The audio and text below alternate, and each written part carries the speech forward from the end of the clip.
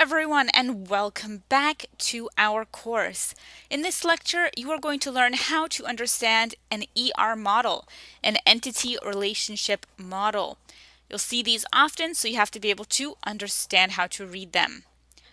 The point of an entity relationship model is to be able to visualize data in a logical manner. Because before you can work with databases, you have to be able to understand data from a logical point of view. And so we can use an entity relationship model to build a diagram that represents our data logically. Here's an example. We have a student in a box followed by two lines branching off of the student where we have circles for ID and name. The student is an entity or some kind of object that we're trying to describe. And the ID and the name are two properties or attributes of a student. A student can have more properties like a birthday, courses that they're in, as well as their first name, last name, their age, their address, their email, their phone number. All of those would be properties or attributes that describe the student, which is the entity or object. So in an ER model, an entity relationship model, an entity is represented by a rectangle, and attributes about an entity are represented with an oval shape. And you use lines to demonstrate that a certain entity has certain attributes.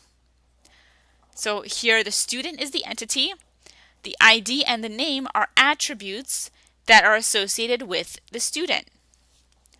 You can also represent composite attributes, which means attributes that create one composite attribute or one combination of attributes. For example, a student can have a name attribute, but this can be further split into a first name and a last name. As well, in an ER model, you can demonstrate a multi-value attribute. For that, you use a double oval to represent that attribute. Because, for example, a student can have multiple phone numbers, a mobile and a home phone, an alternative phone.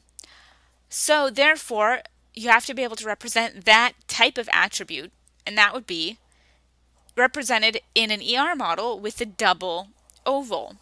This is in contrast to the name attribute, which is just using a single oval outline, because a student can only have one name, whereas the student can have multiple different phone numbers. There's also the derived attribute. This represents an attribute or a property that you can derive from another attribute. So you don't have to collect that attribute because you can actually generate it as long as you have another specific attribute. Let's look at an example.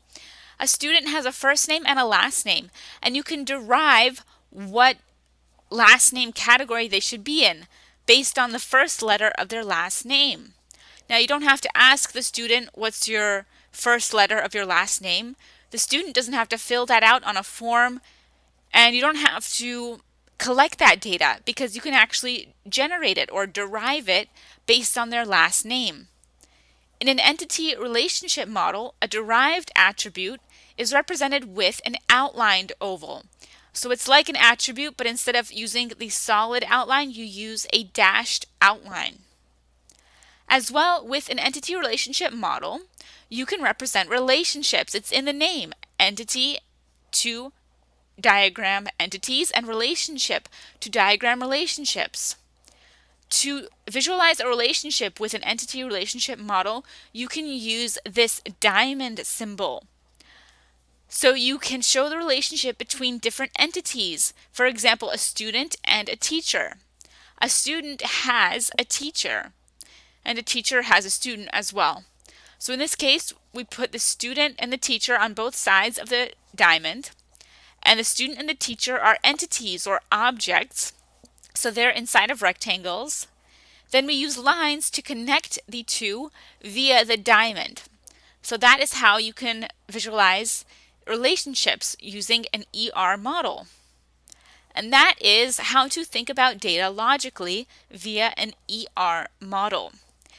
ER models can get quite large with lots of different attributes, lots of different relationships, but this is a simplified version so you at least know how to read it.